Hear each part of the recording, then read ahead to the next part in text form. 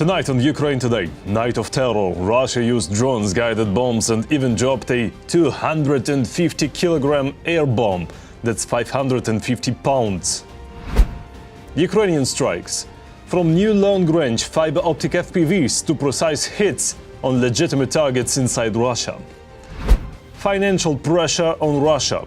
The US Treasury Secretary is calling on Europe. Time to act. Total surveillance. What Russian intelligence services know about your private messages and which apps are now allowed for Kremlin's officials. All that and more, right now. Hi there, my name is Volodymyr Robchun. Please subscribe, hit that like button, and let's get to the news. Russia attacked Odessa region last night using drones. One person was injured. Windows were shattered in apartment buildings, cars were damaged, and a store was hit.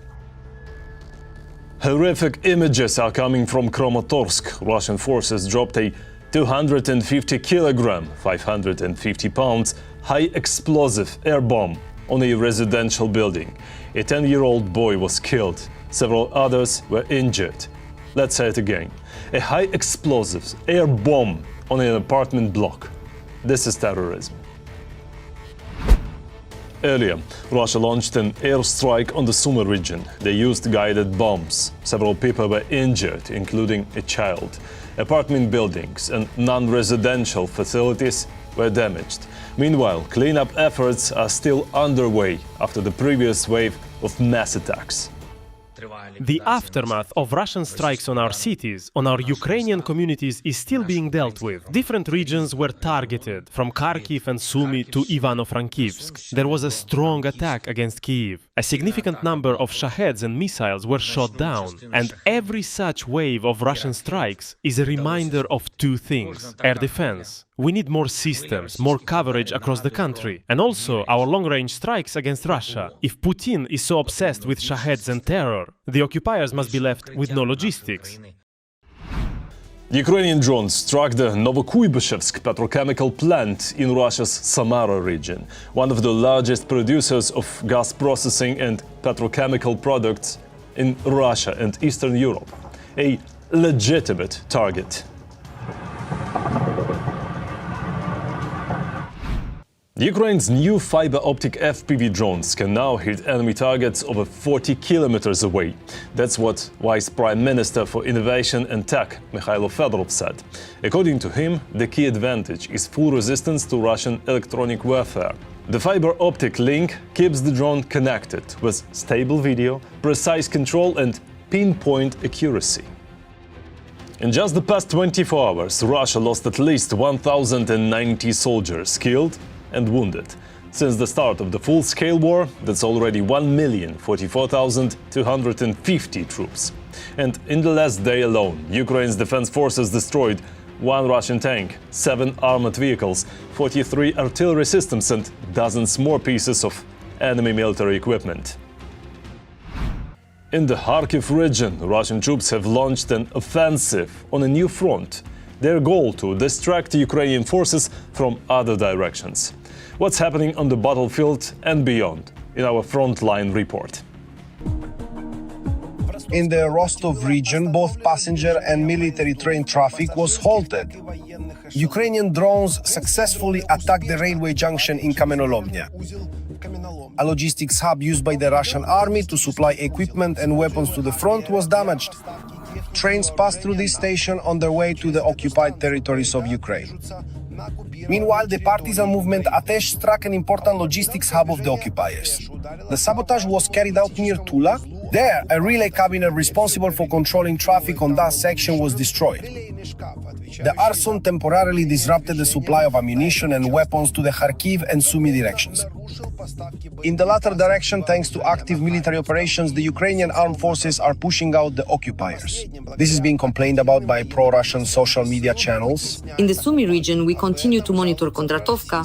In conditions of a shortage of people and supplies, our guys are holding out as best they can, defending the last 15 to 20 households in the village, where we still haven't led the Ukrainian armed forces in.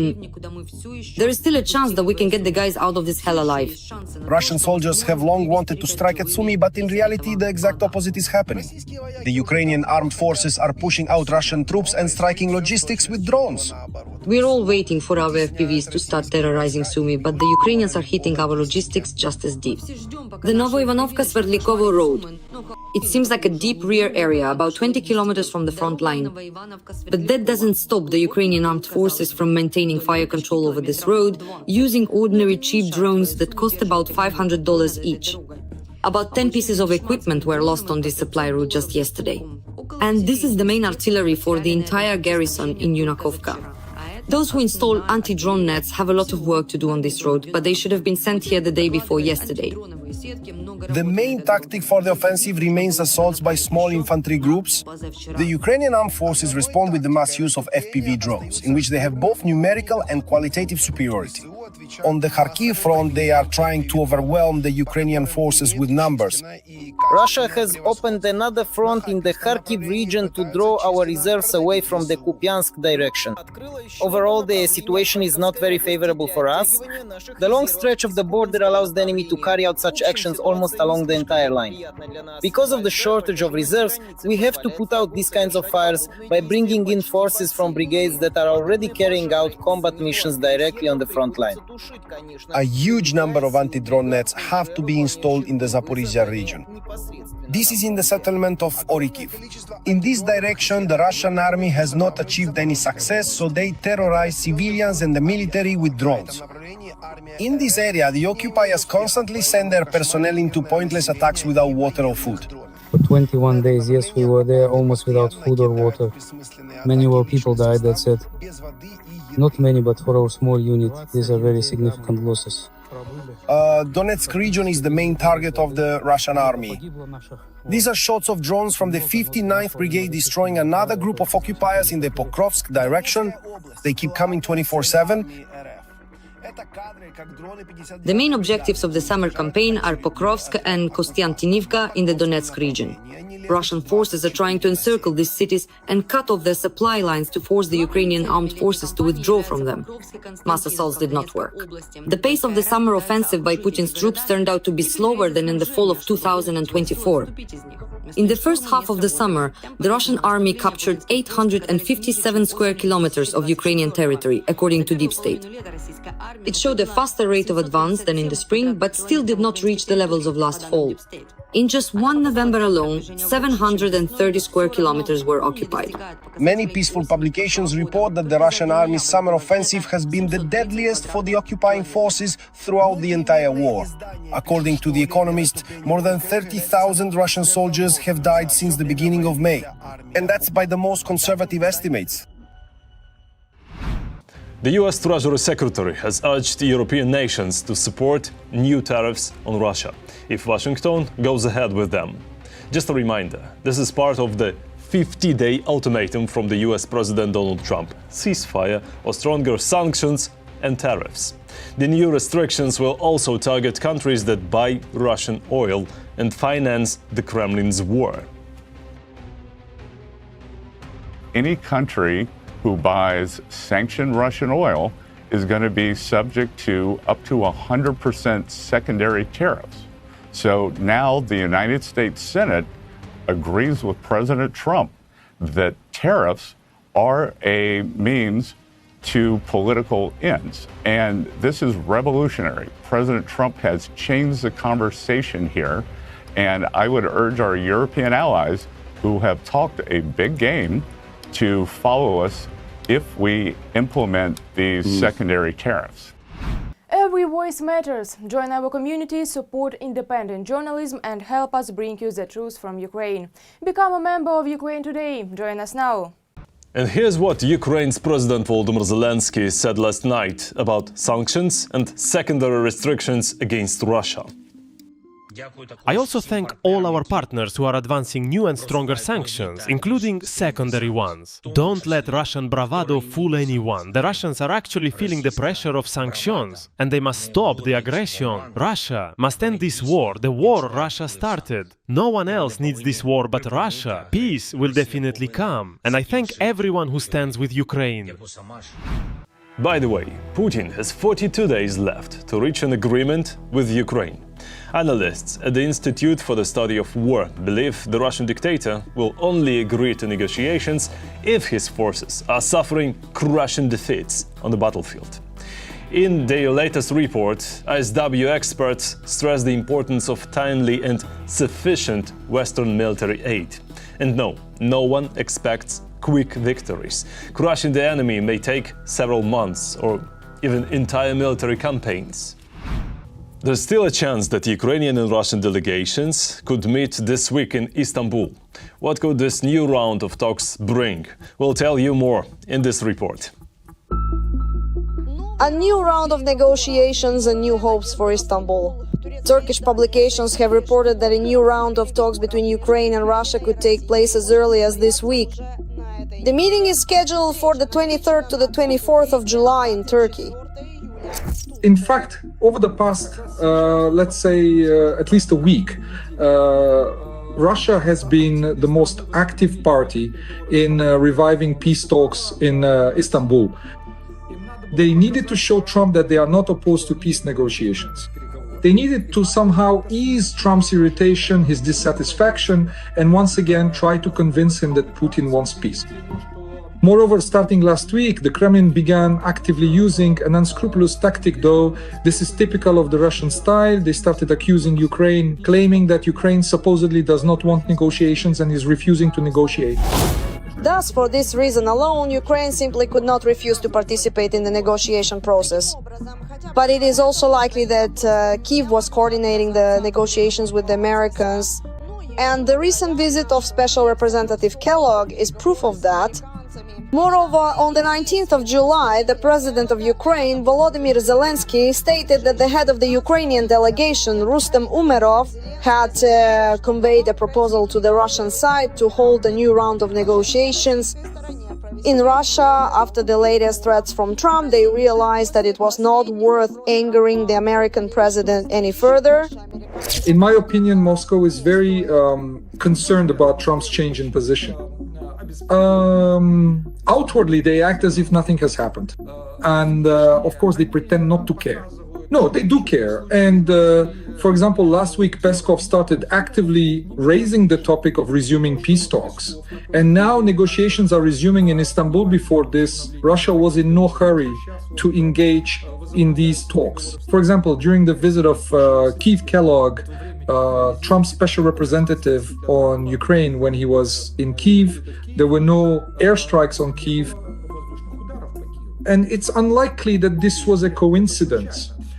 After Trump expressed his irritation about the strikes on Ukraine, including Kyiv, it's possible the Kremlin decided not to take any chances. As for the negotiations themselves, not much is expected from them. Most likely, the outcome will be the same as the previous two rounds, a prisoner exchange which is undoubtedly necessary, and unrealistic conditions from Russia for a ceasefire. They might negotiate about the further algorithm or the future logic of the talks.